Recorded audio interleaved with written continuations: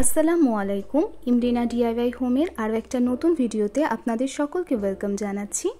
আজকে একটা multipurpose storage box বানাবো। তার জন্য আমি দুইটা প্লাস্টিকের বোতল নিয়েছি, একটা একটু ছোট, একটা তার থেকে আরও একটু বড়।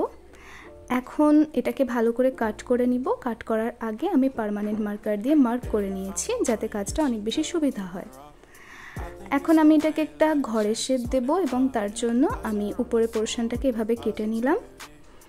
এবার এটাকে আমি টিস্যু দিয়ে কোট করব। তার জন্য আমি মডপজ গ্লু ইউজ করেছি, সমপরিমাণে পানি আর ফেভিকল আঠা ভালোভাবে মিক্স করে আর সেটাকে এর মধ্যে লাগিয়ে নিয়ে এইভাবে টিস্যুগুলোকে চিপে চিপে দিলেই কিন্তু রেডি হয়ে যাবে। এখন আমি অ্যাক্রিলিক কালার নিয়েছি, যেটা দিয়ে আমি ঘরের উপরের পোর্শনটা রং করে নিব।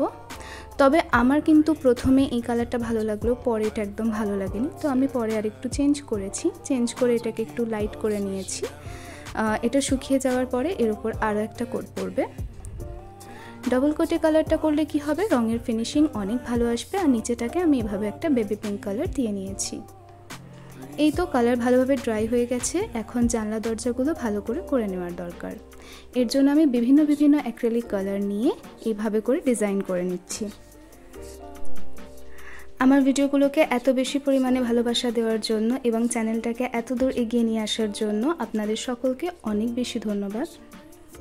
আমার ভিডিওর কোনো অংশ যদি আপনাদের ভালো লেগে থাকে, ভিডিওটিতে প্লিজ একটি লাইক দেবেন। আপনার একটা লাইক কিন্তু আমার ভিডিও অনেক আপু ভাইয়াদের কাছে পৌঁছে নিয়ে যেতে সাহায্য করবে। আমার বানানো ডিআইওয়াই প্রোডাক্টগুলো কেমন লাগে আমাকে কমেন্ট বক্সে লিখে জানাতে ভুলবেন না, যাতে করে আমি পরবর্তীকালে আরও নতুন ডিআইওয়াই আপনাদের সাথে শেয়ার করতে পারবো।